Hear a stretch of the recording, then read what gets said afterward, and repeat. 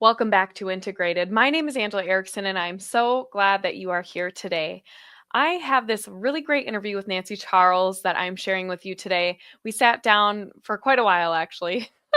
You'll kind of get the gist when you listen to this episode. But Nancy has become a good friend of mine, and I love that I get to say that. Nancy is just a wonderful person, and I'll be posting in the show notes our previous interview where she talks about her conversion and amazing, miraculous transformation coming into the church after suffering addiction and mental health problems and LGBT, living in a same-sex attractive relationship, all of these things, even going so far as to initiate the process of social transition as a transgender individual. So really amazing stuff. And to hear her talk so passionately and humbly about her experience is really just such a gift to the world. And I love that we're hearing more voices like hers. Her voice deserves to be elevated in the church. She would never say that, but I really believe that we need more Nancys out there. So if you aren't already,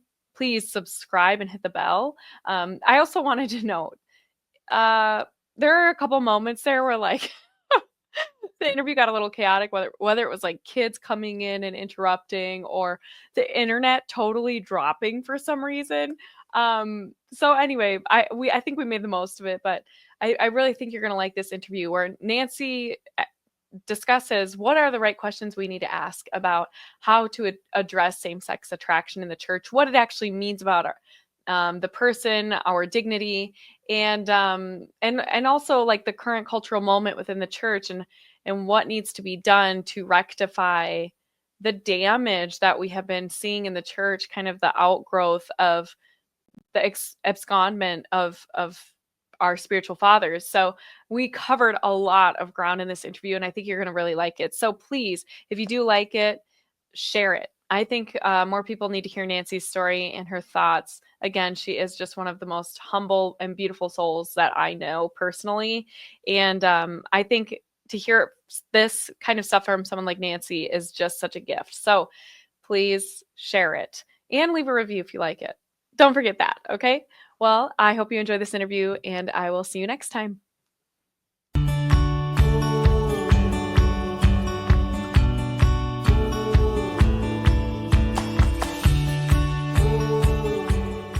Welcome to Integrated. This is the podcast where we seek to bridge the gap between the intellect and the will so that we can grow as disciples of Christ, surrendering all that we are and all that we have to the truth.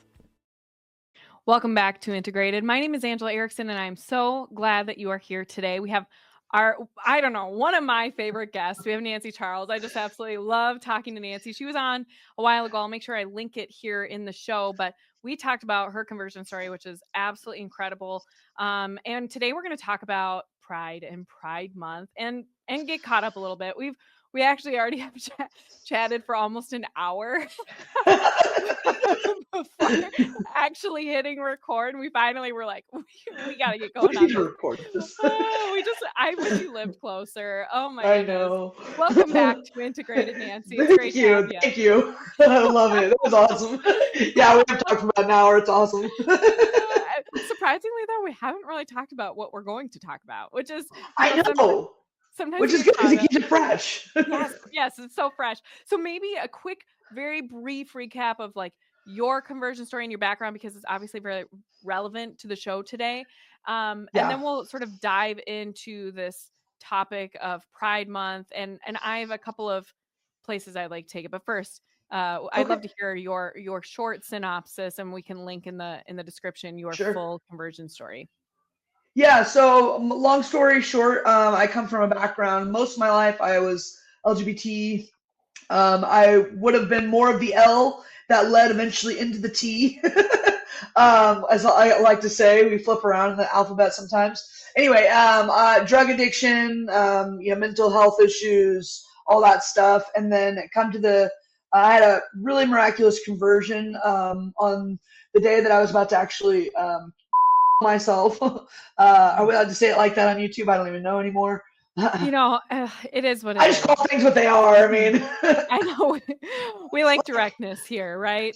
Yeah, we're just so anyway, on the day that I was about to do the unthinkable, I long story short, had a moment where instead I fell to my knees and I begged God to show me that if he was real to please, show me. And the next day I woke up. There is the full story with a lot more details. She mentioned that she'll link below. Excuse me. So if anyone you guys would like to watch that, that's you can It's find a more of those details great there. But story. essentially, I woke up the next morning with a rosary in my side drawer that I'd never seen before, and I thought it was interesting. I didn't know what a rosary was, but I figured out what it was on Google. I prayed it once, and I ended up praying. Long story is that, or the short story is that I prayed it for 5 days, once a day for 5 days, and I felt on the fifth day very. It landed on Sunday of all days, obviously, and I felt very called to the mass, and I followed that calling for whatever reason. I didn't know why I was being pulled towards the mass. And at the mass, I had an instant conversion. I would call it now the gift I received that day was the gift of faith through an immense and intense love that I felt from our Lord in the Eucharist. And so I basically turned my life around like that very day. Started catechism the following week, and I live a life of chastity now. I follow the precepts, all the teachings of the church. And I've been, that was September 29th, 2023. So feast day of St. Michael. So that's the short version of my story. Yeah, Yeah. it's a really great story. So I would encourage anyone who is um maybe wondering like can people come out of the depths of this sort of a lifestyle? You are living proof of this. Um no, you're not having a cupcake right now. the kids the kids came in here while you were sharing your story to ask if they could have cupcakes. So I made cupcakes for Pentecost. Yeah, okay, so one of the reasons I wanted to bring you on here today, obviously, because you have this, background of having lived, as a lesbian. You are even in a relationship and stuff, like a long-term Oh yeah. committed relationship. You were living with your girlfriend. Like, it's not like you were just sort of, um, exploring your sexuality. Right. Like Yeah. the way that kids do today, or like Demi Lovato, where they're changing their sexual orientation every other day, or like a Yeah. JoJo Siwa, right? Like all of a sudden she's straight Right. again. It's like wow, it's amazing. Yeah. So that works. Totally. I thought it was an immutable characteristic, right? Like that's Right. what I've been Right. reliably told for the last Well, 15 years. I think it's funny actually now because I'm experiencing this on the other side. When people like Jojo Siwa or anything like that, funny thing is like the community will tell you it's not changeable, but then when you change it, they'll just tell you you never were that thing, Well, but that and you're okay, like, how okay, many things is it like that? But what I yeah, love too about you is because you have this background, you really speak with a lot of compassion to people in the LGBT community. I think it's really hard to find that in the Catholic world right now. We're very polarized, and I have a yeah, sister who is gay, and so I tend to not speak brashly about this topic because what I see is we have a lot of people who are wounded and hurting, and I think that that is sort of getting hidden into the sexual disorder that we're seeing. yeah, And people are masking their trauma with their sexuality, I think a lot of the time, or at least that's how it has been in the past. Now it's kind of yeah, trendy to be gay in a way, right, and that changes things. But before it was before it gave social currency, there were a lot of people who were just suffering, yeah, um yeah, and so that's where I tend to go a lot of the time. Same with like people who have a lot of tattoos. It's easy to be super judgy. Like my grandparents would always talk about how only clowns and prisoners had tattoos, or like yeah, yeah, clowns and criminals, right? We're yeah, the only right, ones getting tattoos. And now it's like kind of trendy, but a lot of people are using their tattoos to mask or memorialize trauma. yeah, Um, that's a big that's part true. of it too. It's really true. And so, but like, so we need to have more conversations about like the root, and that's why I like talking to you about it. So I guess my question is for you, when you see the discourse today, before we can get to the root of like what is the Pride Month, I really want to dive into how do we talk to people in a way that is compelling and compassionate, that encourages them to reconsider their view. Yeah. Like what was it for you? I know Joshua played a role in your conversion, but like what to you are the most important things, and like how do you feel about the discourse that you tend to see in more traditional circles of Catholicism? So I will say this is a very complex question. It And I'll is. start off by saying that one, there's not a one size fits all kind of thing, That's but true. actually the answer is often something that people don't want to hear. I get this question all the time in my day to day.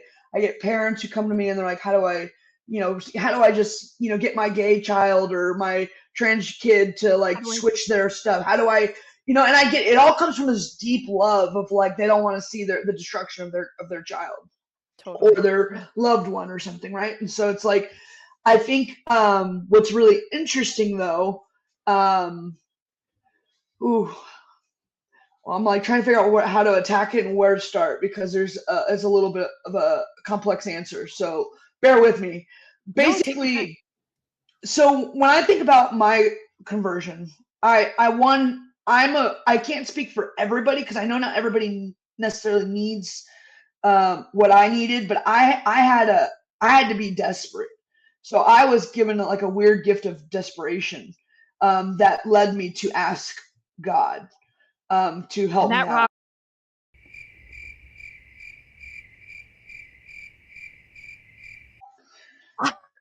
The devil does not want us to be talking about this. I'll tell you no, that. he does not. That is wild. He's We about to had do that. we had no problems for like an hour. Yeah. And then all of a sudden we started getting into The yes, weeds of the issue. So I yes. got my holy water. I just spritzed my desk and I said a Hail Oh, Mary, so and a Saint Michael prayer. I've got my like Yes, sister right up absolutely. here That's so saying funny. amen. Like for an hour we've been talking, and then all of a sudden, Oh man. Okay.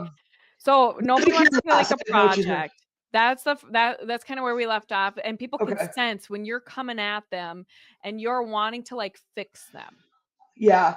Not only that, that can be a beautiful thing if people understand the love you have for them. Right.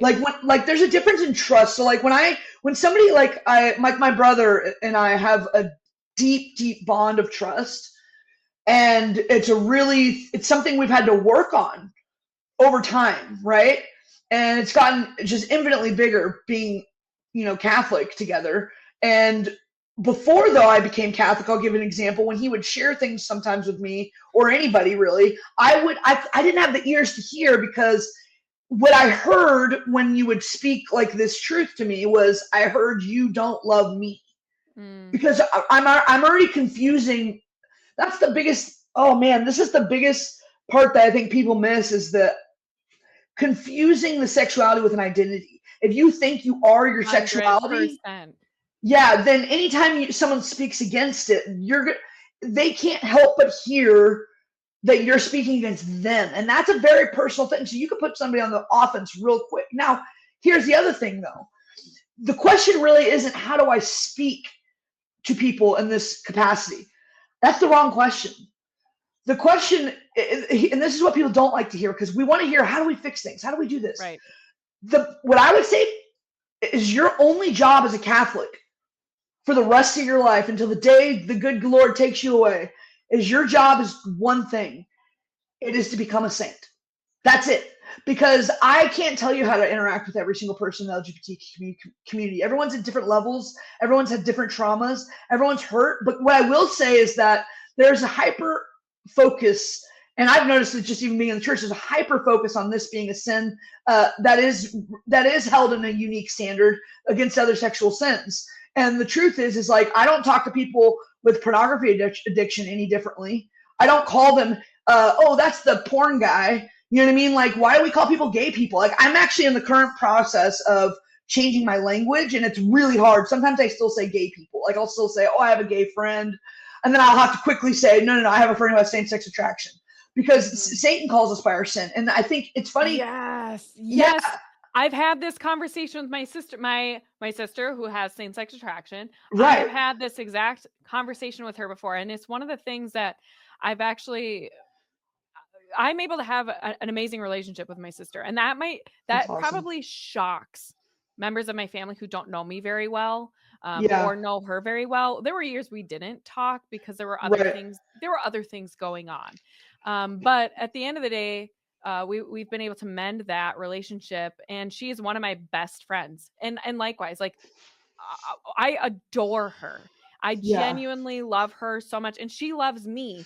And yes, there's this stuff going on, but her sexuality has not been her whole identity. She's not running around for Pride Month Right. screeching about it. And that's where we've been able to, like, I think because it hasn't subsumed her entire personality, Yeah. um, and that has helped a lot. But Sure. she came back into the church in a way, and Yeah. she obviously is not in full communion, but Sure. she loves the Lord. She wants to receive our Lord, and so it's not about her being a project. Well, and that's God's timing. And like, It so is. when I look back at my story, I would have told you prior to my conversion that God, wasn't around. I didn't ever see him. Looking back, though, after having been, having my conversion, I see so many areas where God dropped little seeds and he used, Mm, different people to do that. And so I think a lot of times we yeah. forget because sometimes we become desperate to want to see a change. We forget Yes. that that itself is pride. 100%. Yes, because you're wanting control of that situation. It's funny that you say that because I'm also the godparents of most of her children. Yeah, And so usually for Easter, I send a gift. It's gotten harder the more kids that we've had, but um, sure.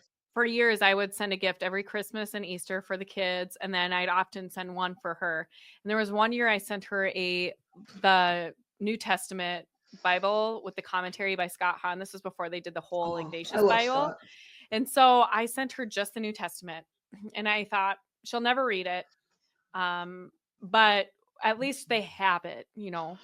And there was Yeah. one day she called me and she said, Angela, I have to tell you, um, I don't know why, but a couple months ago, I picked up the Bible that you sent me and I haven't been able to put it down since.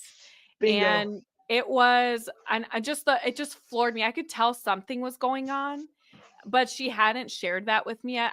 There was a richness in our conversation that hadn't been there in a long time. Yeah.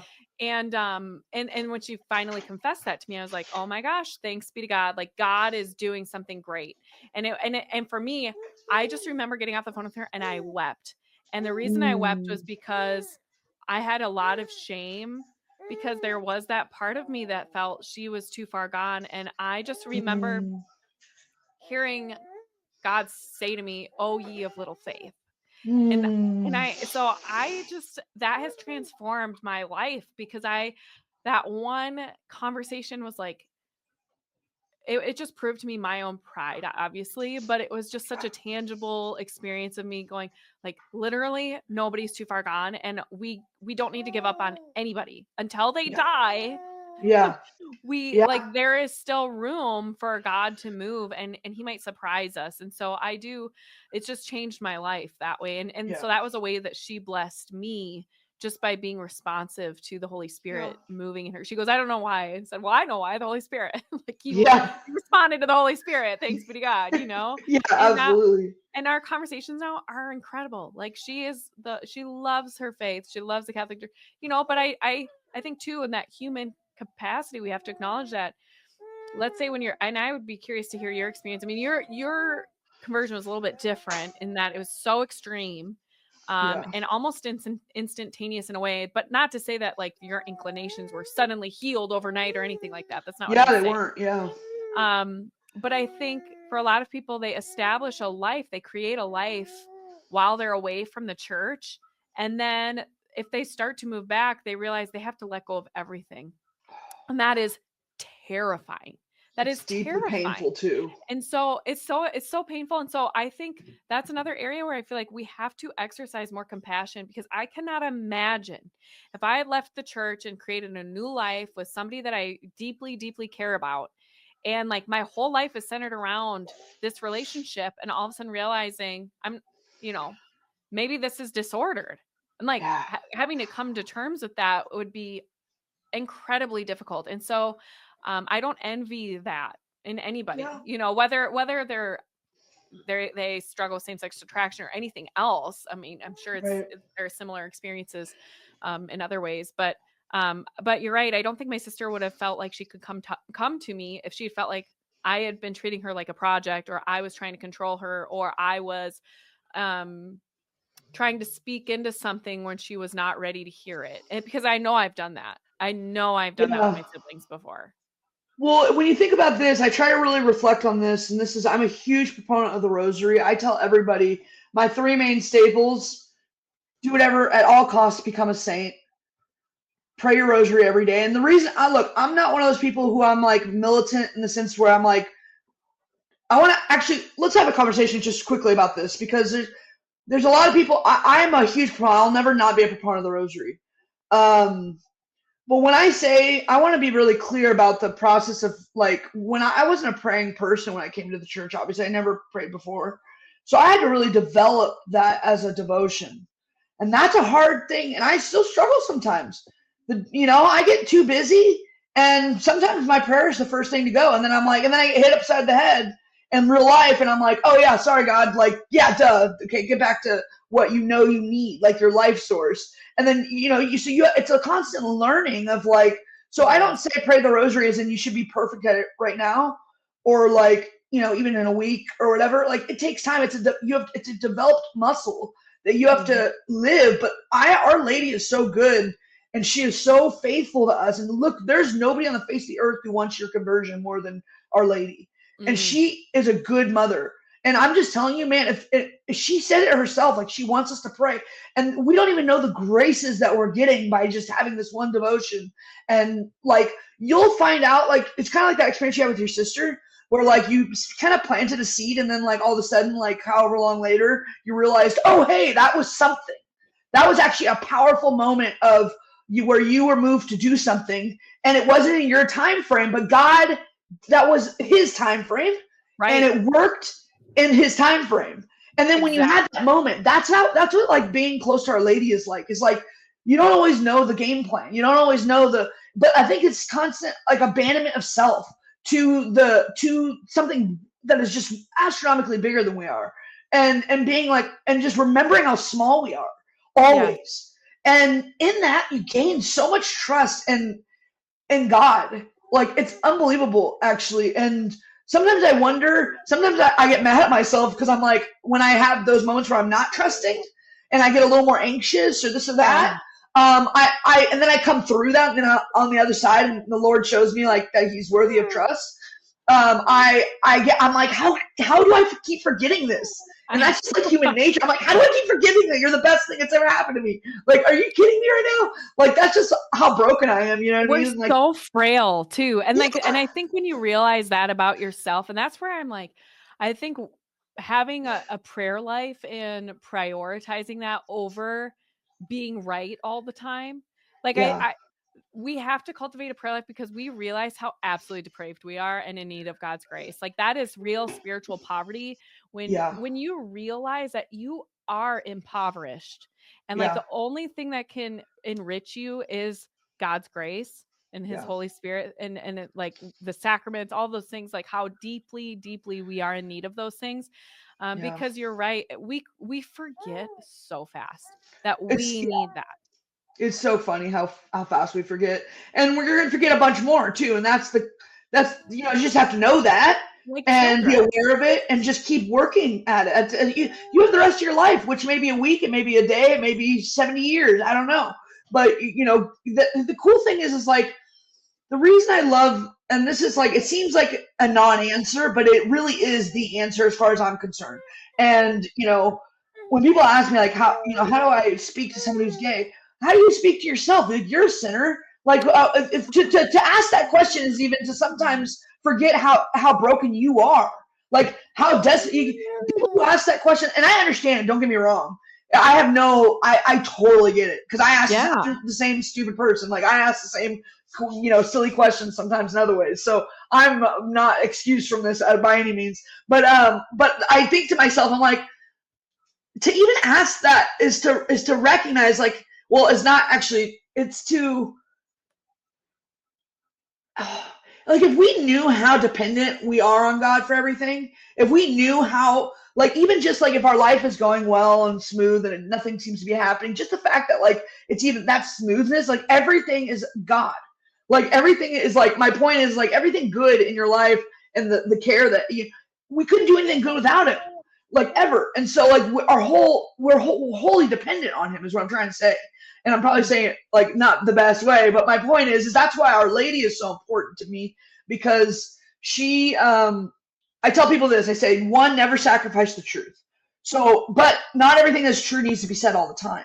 So, like, Right. sometimes, when I was down, on the day that I was about to kill myself, and I was sitting there with tears streaming out my eyes, wondering if there was a God or not, and I finally begged. Guess who was sitting right next to me on the floor while I was crying? God. He was there with me. Yeah. He's there in our lowest moments, and he wasn't sitting there telling me how bad I was for having this disordered sexual attraction. He wasn't screaming at me. And no, the demons were, though. I'll tell you that much. Like, they wanted me to feel really bad, so I would just end myself, if I'm being really honest. But So that's a really good point, though. We briefly touched on this. Like, the devil calls us by our sin, and God calls us by name. And I think we need to hammer that point home, because um, that it's crazy to me that we have an entire movement and an entire month dedicated to pride, and it has all the trappings of the enemy, because only the enemy would identify you by your sexuality. Like, it's right, this complete inversion of what is true and about ourselves. And I can't think of how many times in my own life where I've accepted the lies about who I quote unquote am, and it's always been towards my sinfulness. And when you start to realize, like, oh, I have done those things, but I'm not the sum of my own sin. I would hope yeah, that I'm not the sum of my sin. And I don't believe that God sees us that way, because He sees who He created us to be, and that we are a work in progress because of our fallen nature. And it's not, yeah, that doesn't abdicate us of any responsibility or whatever. Um, sure. but how do we know? I want you to answer this. How do you know when God is speaking to you and speaking life into you versus the enemy? Like, how do you discern that? And what was the process where you started to discern that? Yeah. Ooh, that is a question that it's almost hard to answer, but I discern through, well, prayer. When you deepen your prayer life, I'm going to go back to the rosary again. The more I prayed the rosary, in the beginning, it was kind of like just praying the beads, over and over again. But then you get into the meditation of it, and that you understand why all the saints talk about meditative prayer. It's Mhm. not like always powerful, but sometimes it's like boom, and you're just like it's like Lectio Divina. Sometimes you'll read scripture and it just meaning just flies off the page, and you're just like this. And then you always go back to church teaching. That's the thing. How I discern, one, I have really good people in my life that I trust, and then also the biggest thing though is you always want to ask yourself, if you're having a feeling or a calling towards something, you always have to question it in alignment with church teaching. If it's not church teaching, it's not, God's not telling you that. Mhm. When it comes to, like, theological stuff, I suppose. And if For you don't sure. know how to navigate that, you need a priest. And I have Yep. no issues with going to my priest and being like, "Hey, what is this? Is kind of what happened?" And then I take their guidance. I go to the Latin mass, like you said, so or like I said to you, but I feel very comfortable and strong in our priests. So having a good priest available to answer some of the bigger questions to make sure you're not going astray is some. But sometimes also there's other moments where just like, not when it comes to things that maybe aren't like, can't be like theological error, like where you feel moved by the Holy Spirit. Sometimes I don't know how to explain it.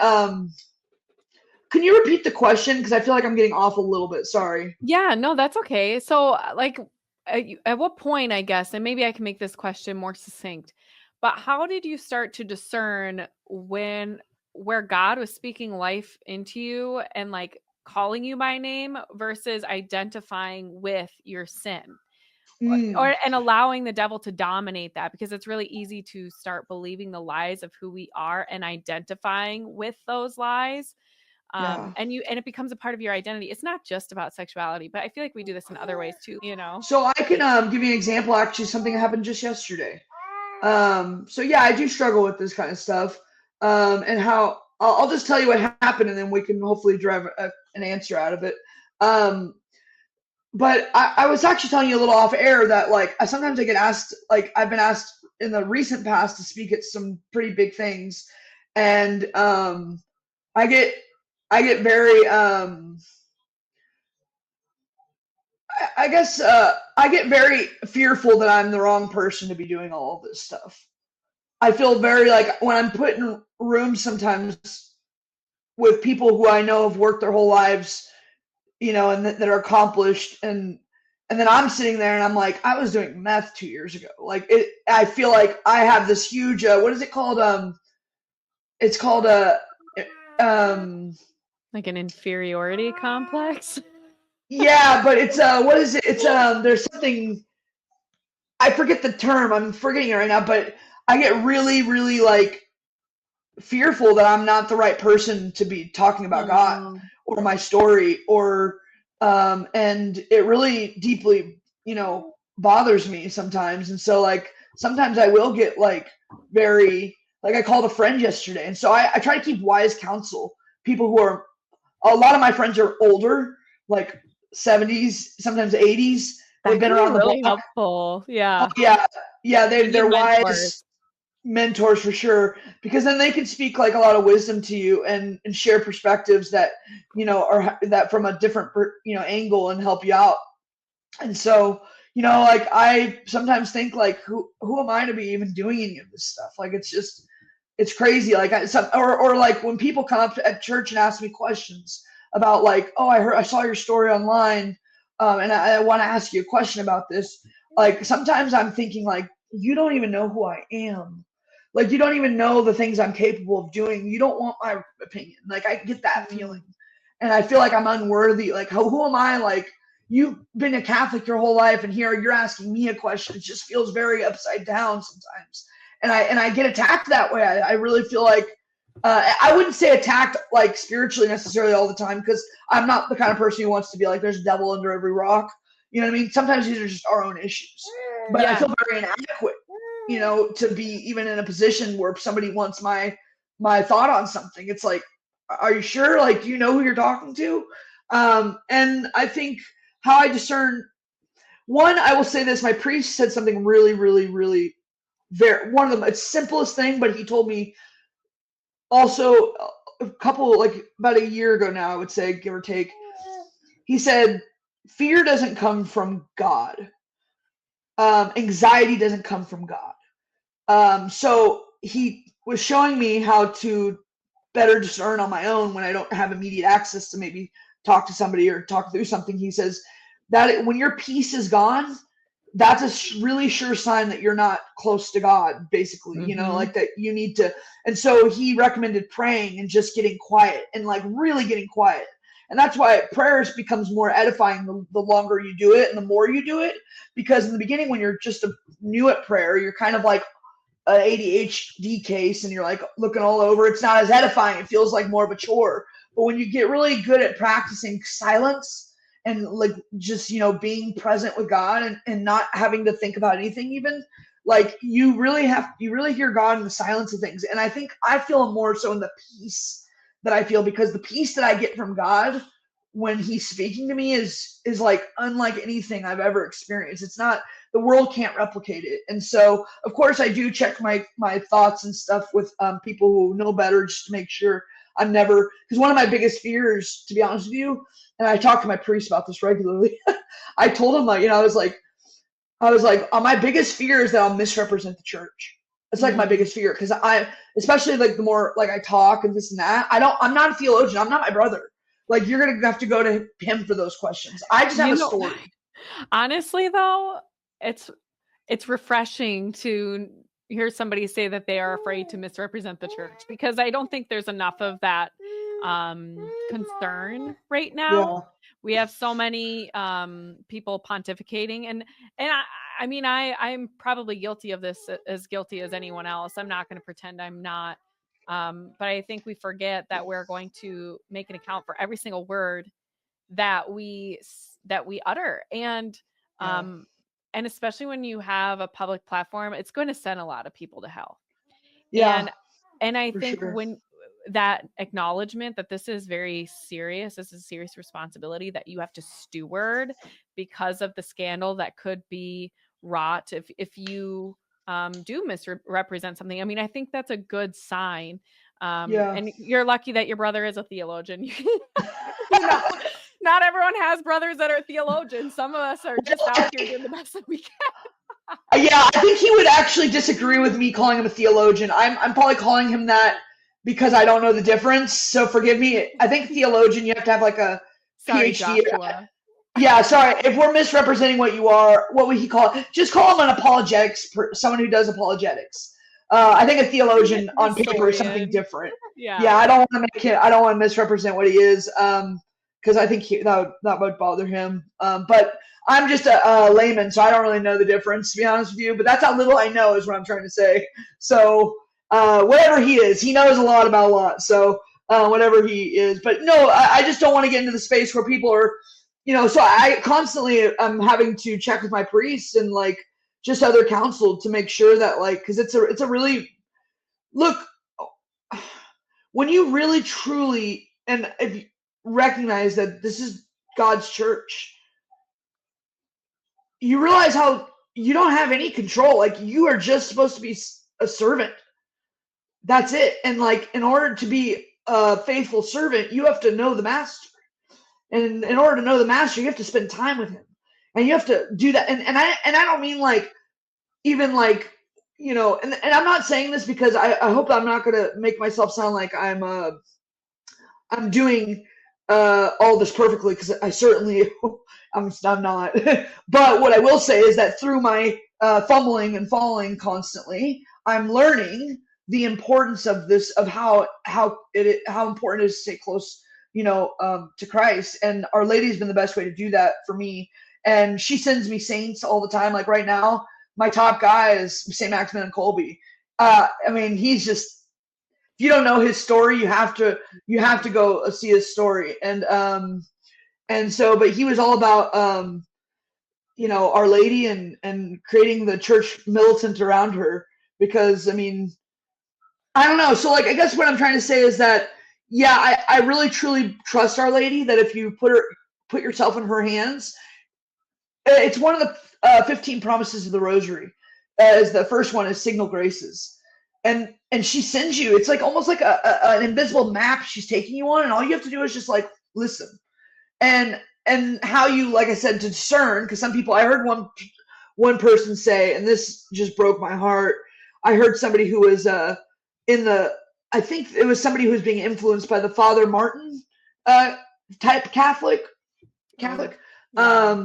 And he said that That's in cool. adoration, he heard God say that it's okay to be gay. Well, we know that's not even true. We know that's a deception, because God can't say anything against his own church. Right. He Well, and doesn't. He against can't his own contradict word in himself. sacred scripture, right? Like there's no Yeah, contradiction.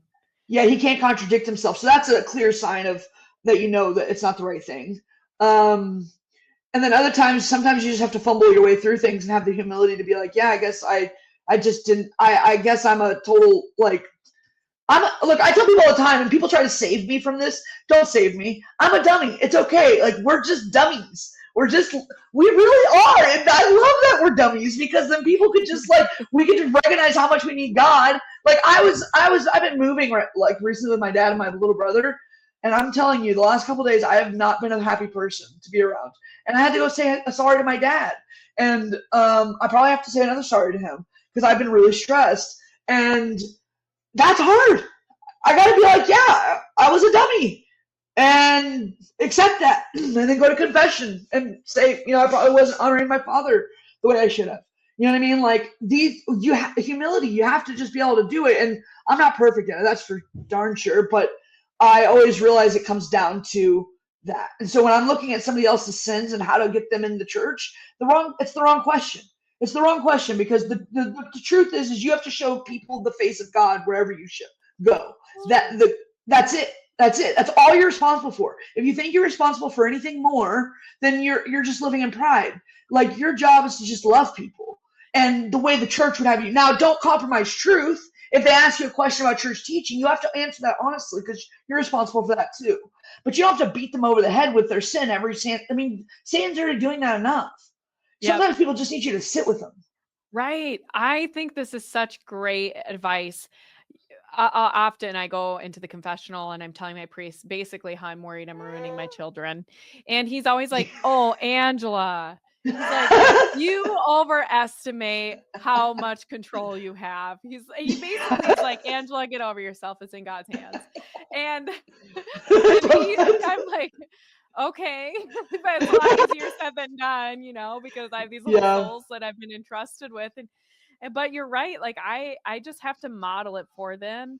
And that's, again, the focus has to be internalized on me. And I have to say, even with my sister, I think the reason she felt safe enough to confess to me that she was reading her Bible is because she was seeing, like, that I was striving for holiness, right? Like, if I was proud and like haughty and too good for her, there's no way she would have probably ever opened that Bible, but she would have never come to me and admitted it, even if she had, because it just was, our relationship was not conducive for that. And when people see that you are a trustworthy person and that you sincerely love them, that opens the door, that opens a floodgate, and then you wait for the Lord to move them to a place where they want that degree of emotional intimacy, because it's a really vulnerable place.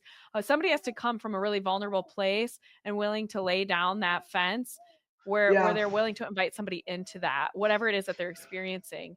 Totally. And we don't do it by badgering people about their or highlighting their sinfulness for them, because the enemy is always doing that.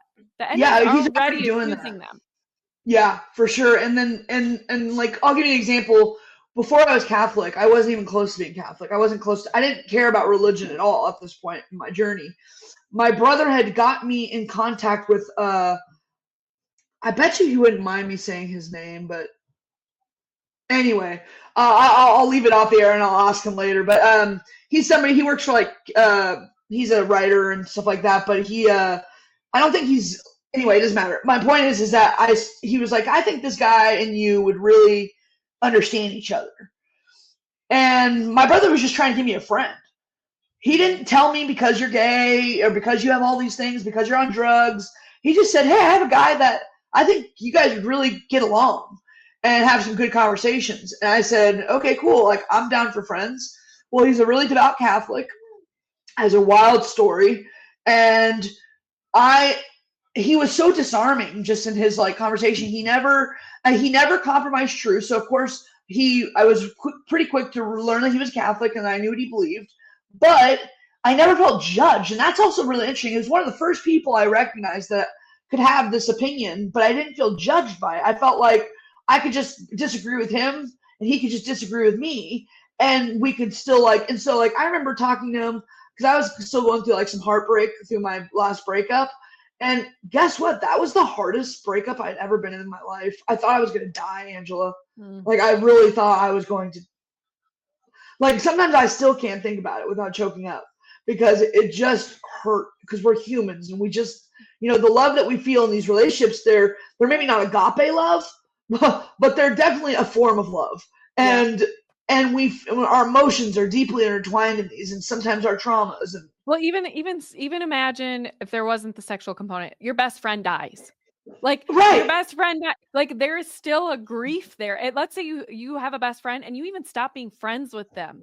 There is still a grieving period when people that you love in any way are no longer in your life. So I also think people that minimize that sort of grief, either they just haven't fully experienced that before, or they're deluding themselves and they're forgetting the humanity of the person in front of them.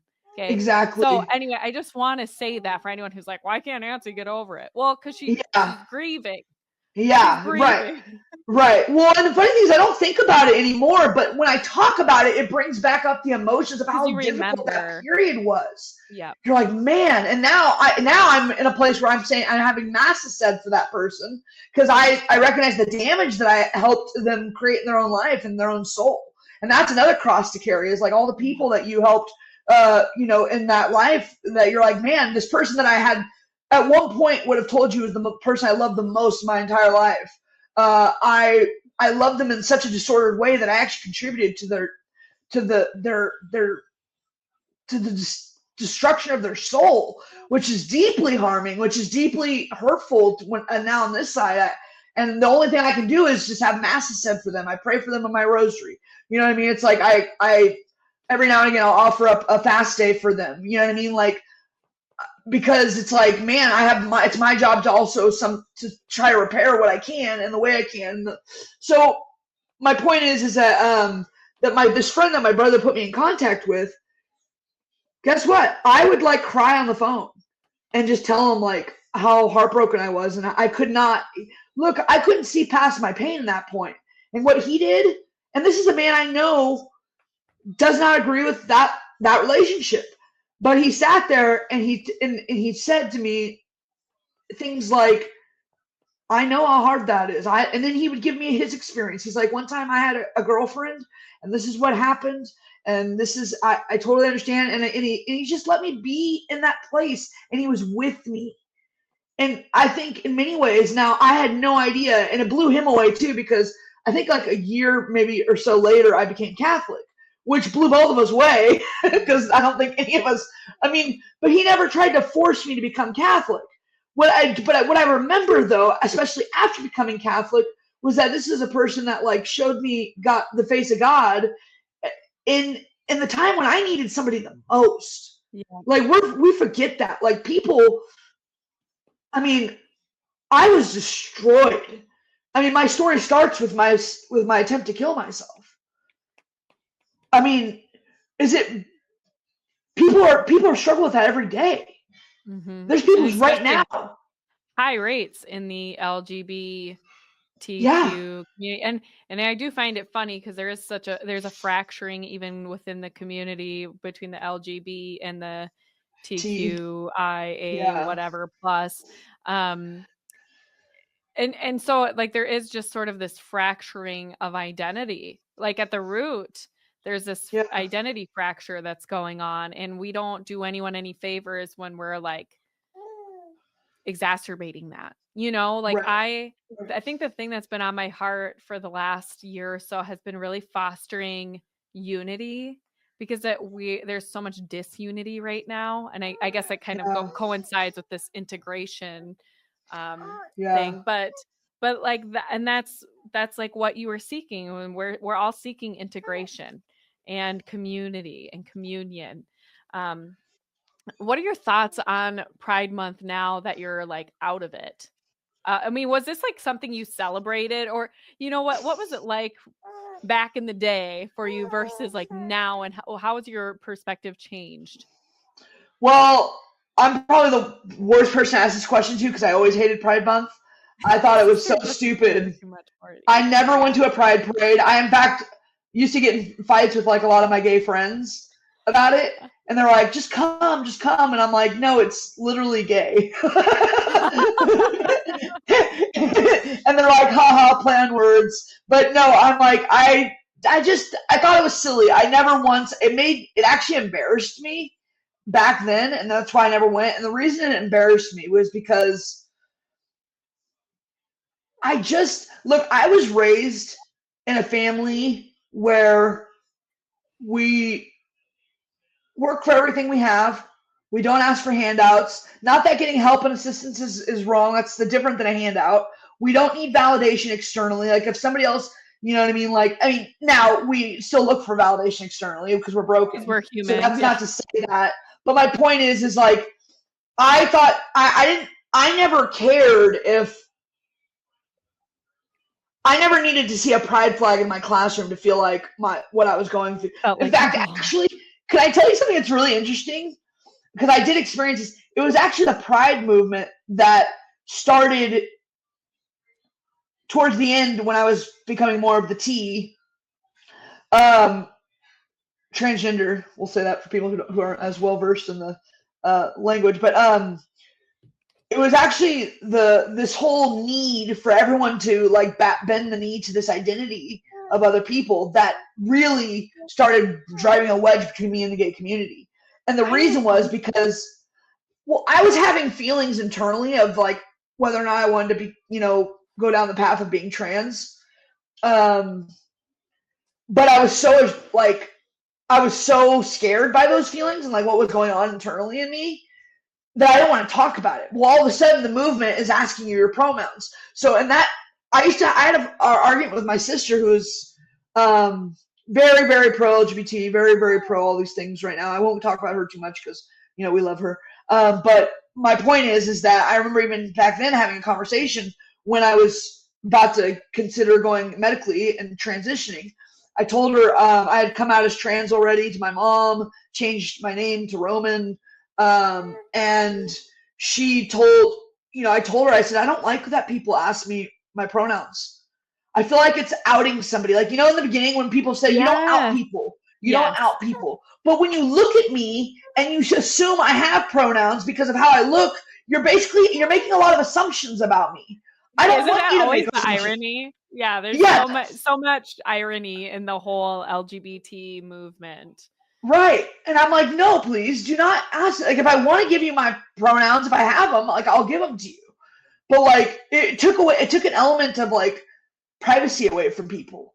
And it kind of forced society to out people that they thought may be within that realm of ideology. And so that, in a weird way, that also is what kind of brainwashed me. Because eventually I felt like it got so intense, the pronoun movement, that I had to have pronouns because so many people were getting just brainwashed with this stuff in the community that if you didn't have pronouns, then people kind of looked at you sideways like, why don't you have pronouns? Like, it was like that really aggressive, like, you're either with us or you're not. I mean, isn't that it kind of like wanting an in group? You don't want to be in the out group, right? Like there's this, right. There is a strong, and again, you kind of seem to fall somewhat outside of this, and there are people that do, but there is this cult-like mentality within the movement, I feel like, and then people, especially in the transgender community, and you see people leaving and going back to who they actually are, and all of a sudden the scales are like falling from their eyes and they're like, I can't believe, and then they have to deal with a lifelong they have to deal with the rest of their lives, the decisions that they made for these few years, and which is also really tragic, that I mean, they have to deal with that. It's horrible. Do you hear her babbling over here? Yeah, she's so cute. Do you have things to say? Hi, baby. Hi, Annie. I know everyone's probably like, they've seen lots of Veronica. Here's Alice. Alice. Yeah, I've really appreciated your thoughts on what the right question is, because I do think that that's the core of the issue. That's been my own experience, and like focusing on what we're actually accountable for, which is our own sanctification. We have to play a role in that. We have to be creating fertile soil and cultivating that so that the Holy Spirit can actually move within us and impact the people around us that way. Well, and this is also, I will say this is kind of, this is like a more of one-on-one, right? When we're dealing with people just like one-on-one. But I will say the issue of maybe parishes and like priests have a different level of responsibility in running their, whatever parish they're doing, because I've heard, I don't know, but like, you hear of parishes that allow people to like receive, or they're not, in the state, and, that goes against what God teaches. So we can't be ever in contradiction with what God teaches. Also, I think there's prudence to maybe like people, and, priests really have a hard job. They really, really, God bless our priests, because they really, I mean, like I said, I'm so grateful for my priests specifically, because that you could tell my priests really, really work hard. They understand that they're the face of their flock. So like, for instance, we really do look up to them to like show us how to live right. And they are, sometimes you'll meet people who you could tell like, there's a difference between someone speaking at you from the pulpit and someone speaking to you at the pulpit. Someone speaking at you is maybe somebody who doesn't as holy as they'll tell you a bunch of holy things, but maybe they're not as holy as they should be. And then there's people who like you could tell they're practicing the things they tell you, and Right. it's really and it's just something you can't hide. It's really evident in people. It's like we were talking about some of the people we've met, that And this have just like whole this. wild journey, right? I mean, Yeah. because like Um, our eyes, for example, are the window of the soul like I think we do convey so much of our prayer life, both in how we behave and interact with people. yeah. There's a huge difference between somebody who has a strong prayer life and how they engage other people. You can tell right away if somebody Yeah. does not have a strong prayer life and if they're Right. still very attached to vice. Yeah. If you can't discern that, you don't have a prayer life. Like Right. or you haven't cultivated enough discernment yet.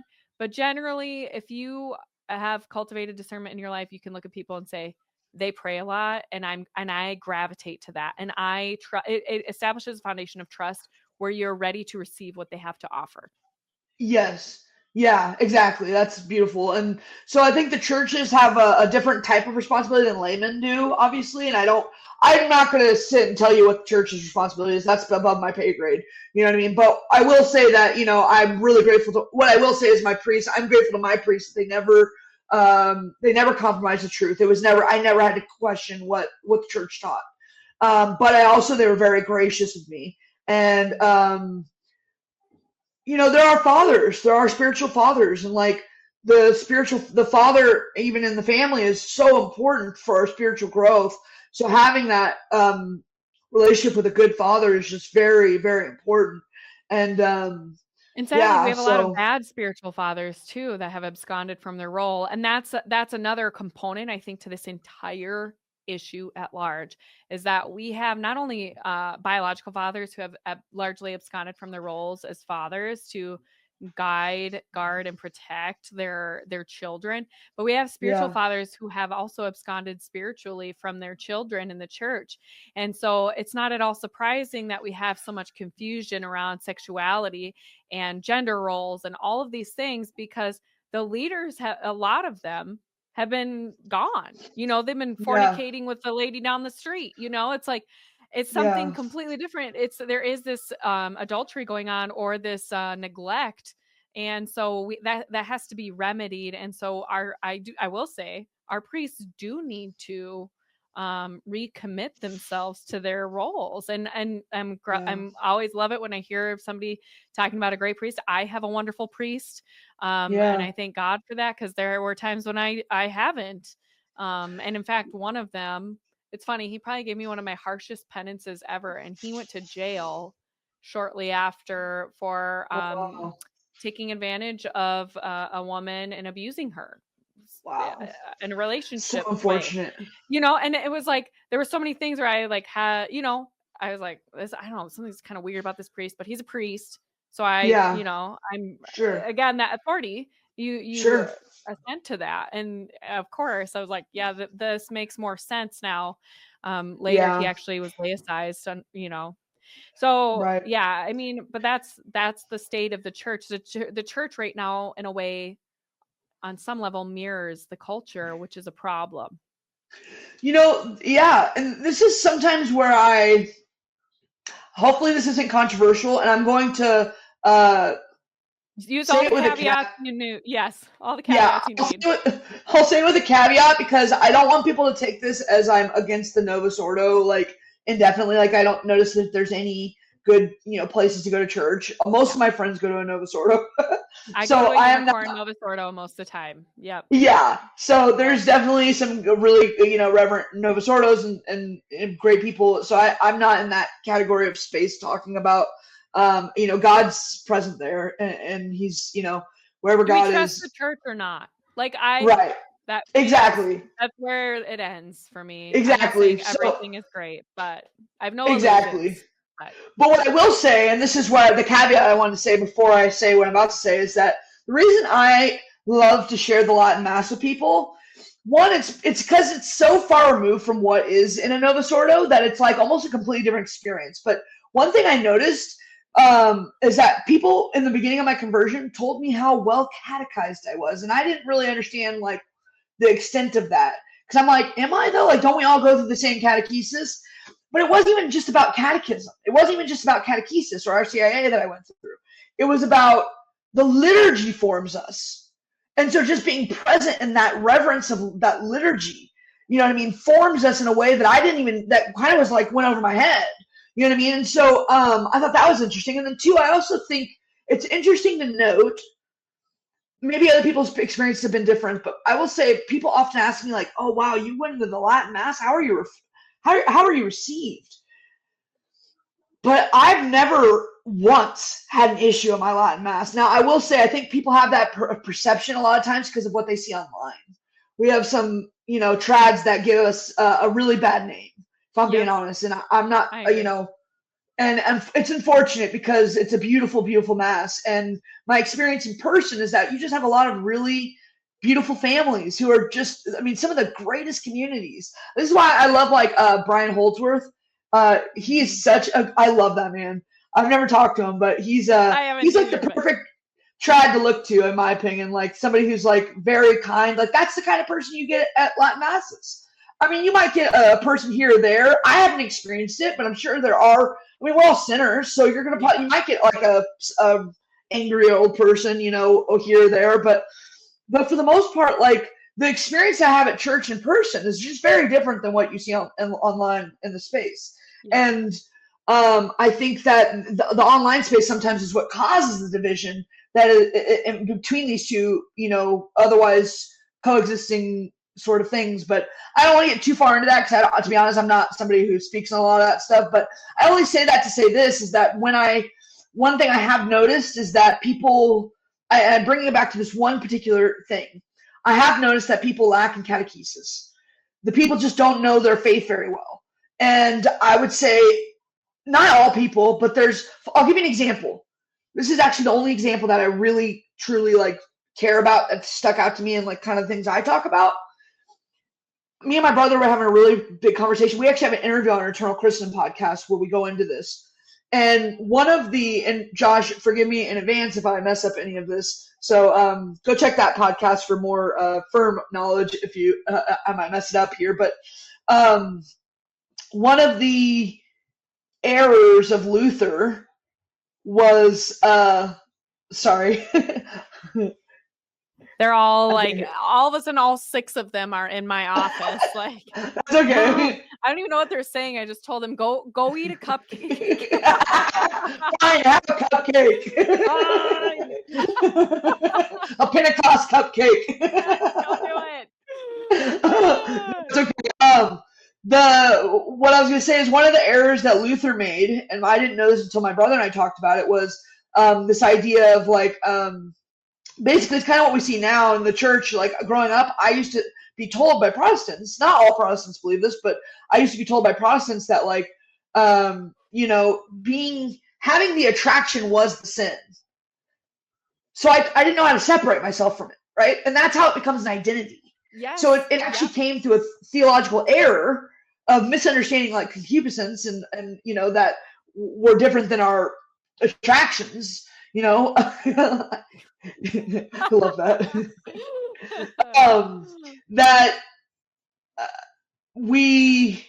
And so now you've seen it pervade society though. Like even you and I think probably in this conversation have called people gay. I'm trying my best to switch my language, but it's hard. It's ingrained in us. It's super hard. And so I thought that was a really interesting thing though, when I was like, well, I still call people gay. I still refer to people that way. I'm like, gosh, I got to get that out. I'm a lot better at it now, but I'm not near perfect. And I think that's a problem. I don't even think most people don't even recognize that as a problem. But that is a problem because gay is not an identity. It's just not. That's like somehow, that's how much the LGBT ideology has pervaded the society that now even regular Christians, we just call people gay. Well, and it's interesting too, because they gladly often will put themselves out there. I am a gay man. I am a gay woman. And it's like, they also take on this label, and so it's easy. It would be different if they eschewed the label and were like, no, I'm just a person, Sure. but I have this. But the majority of them are like, this is who I am. I am gay. Like, Right. and that Well, makes it that's what hard I too. mean. Yes, but that That's makes it hard. exactly. It's one Yeah. thing if we were to do it from the outside looking in and say that person's a Right. gay person, but they're like, no, yeah, I'm a gay man. Yeah. You're No.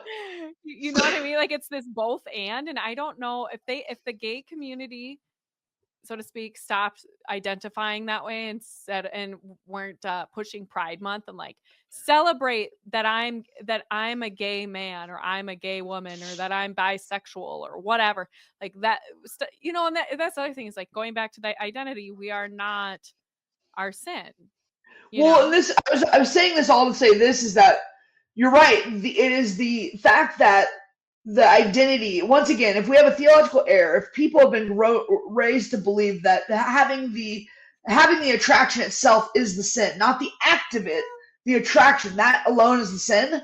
Well, then you already the theological error in teaching that way is that you are teaching people that they are sin. So why would they call themselves anything but a sin?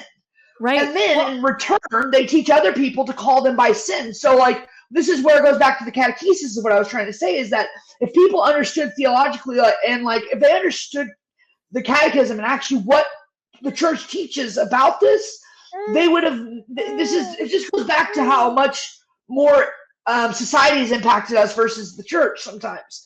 Is that right. we're not, you know what I mean? So, like, if we knew what the catechism actually taught about this stuff, we wouldn't be actually calling. Our faith would be more prominent in how we speak, and we'd be able to see these things. This is how the devil sort of slowly infiltrates in a slow drip.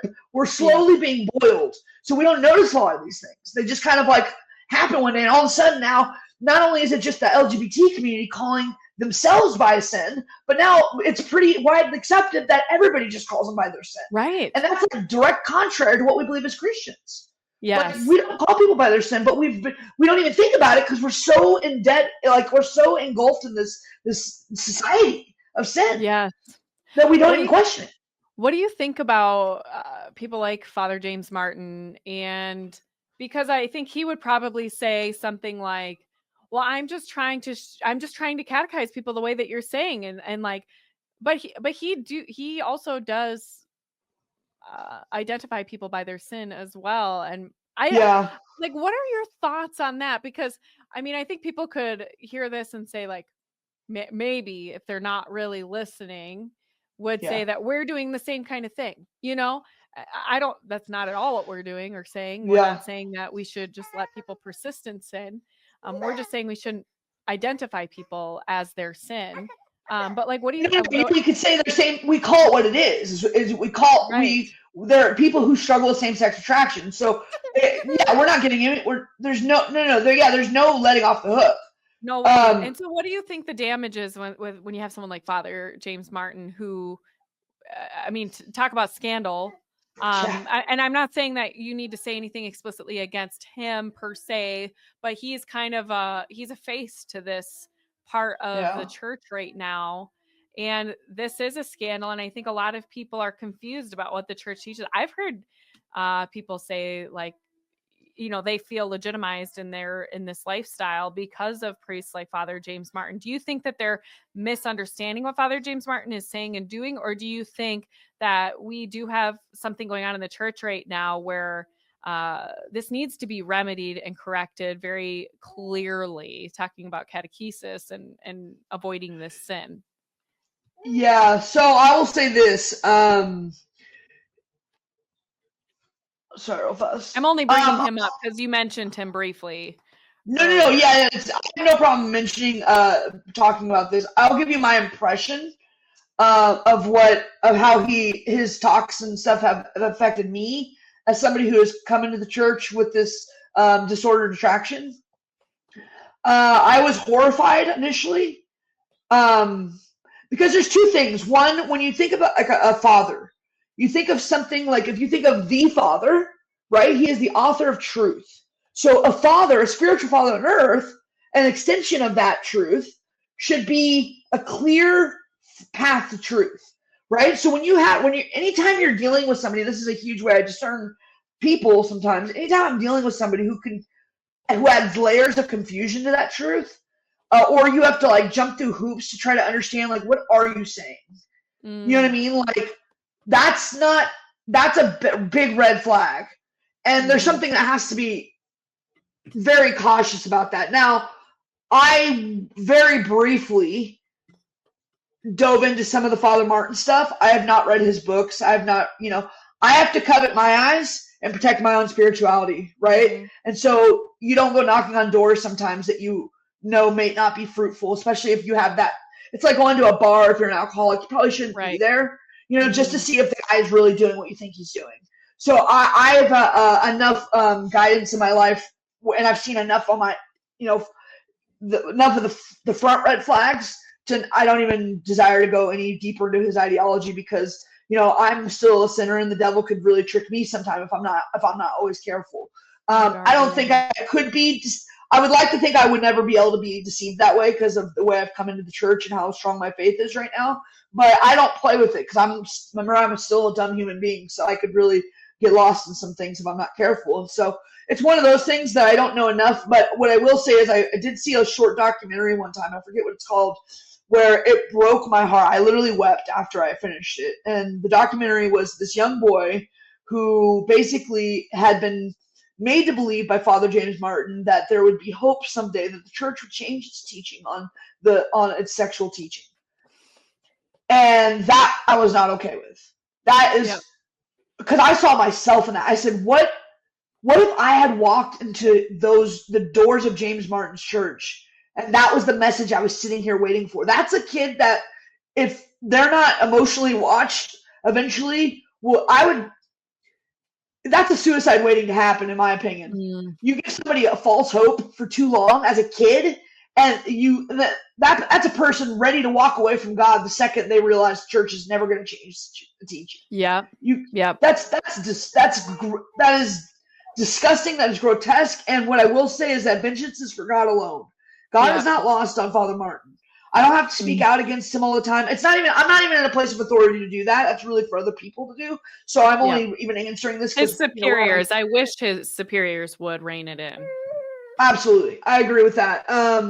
But so I do not agree with anything I've seen him put out. I think I'm trying to be very careful with my words just because I think we all know how we feel about him. And I think that there's prudence in trying to still be charitable to the degree that I don't know all the rules yet about public slander and this and that, and I'm trying to be very careful with my words. So if I seem like I'm trying to protect my words against saying anything wrong, it's not because I'm fearful. It's because I'm fearful that I'll misrepresent the church and God, and I sometimes have to be careful about like how to speak about people in an uncharitable way. So I'll just leave it at that. I appreciate his work. I think it's very dangerous, and I wish something has to be done. I don't have the authority to do anything, and I hope that just pray. We just gotta pray because praying sometimes is the most overlooked weapon we have at our disposal. Would you mind letting everyone know kind of where you're at and what you're doing now? I learned when I shared with you a few months ago that I had my daughter Alice on the Feast of Our Lady of the Rosary, October 7th. You were like, oh my goodness, because that's when what happened? What happened? What are you doing now? That's when I was brought on full time to work as director of operations for my brother's apostolate, Eternal Christendom, which was huge because I had been praying and asking God for. I was having some, I was just begging God to give me a chance to work for him full time if it was in his will.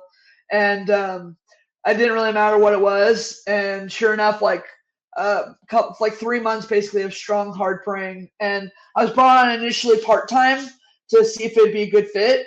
Because, even though it's my brother's apostolate, it doesn't mean I would be the perfect fit for anything. Right. And I worked for a couple months part-time. And then the door just opened to a full-time, and I've been working full-time for my brother ever since. So it's been an amazing, incredible honor. and journey. And yeah, it was awesome. And it was on Our Lady of the Rosary, That a you went feast on day of the Our Lady of the trip. Rosary. Yeah. Yeah, So I love that. I love that. Well, thank you so much, and I encourage everyone to listen to you guys. I send out the Eternal Christendom podcast to people I know who have converted from Protestantism and stuff, just to beef up their chops a little bit and listen in on those conversations because they're great. And I'm a big fan of yours and Joshua's, and it's always such an honor to talk to you guys. So thanks again for coming back on to my channel. I'm like just so grateful for you and your voice. oh, thank you. I've loved being on here. So anytime you want to do it again. You are doing amazing work, and God is working great things through you. So I hope that everyone enjoyed this episode, and yeah, we'll have to have you back on. Yeah, sounds good. Thanks, Angela. All right. God bless you.